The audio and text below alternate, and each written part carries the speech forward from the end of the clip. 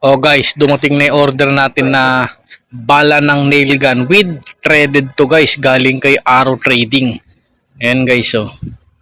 Ang purpose pala nito is para sa mga bakal guys, kasi meron siyang thread. Tapos inanat mo siya sa dulo. Ang ganda. Kaya sinubukan ko, ayan, oh, bumili kami ng 100 pieces.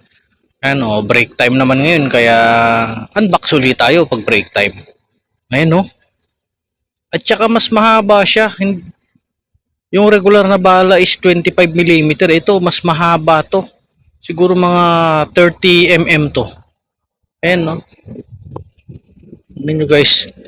Pag kailangan nyo to guys, pag mga bakal at bato, mas maganda pala ito. Ang ganda, oh. Tsaka with lock nut pa siya.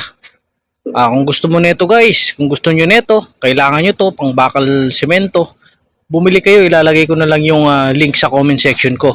Makikita nyo dyan. Bili kayo nito guys, oh.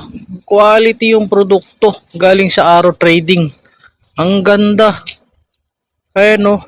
First time ko umorder ng ganito. Ang ganda pala niya. Legit na legit. Kaya, kung pa inaantay nyo guys, kung may mga nail gun kayo dyan, etong order nyo, oh. Galing kay Arrow Trading. Ilalagay ko na lang yung link ko sa comment section. Para ganito rin na makuha nyo. At saktong-saktong ganitong dadating sa inyo. Okay? Order na!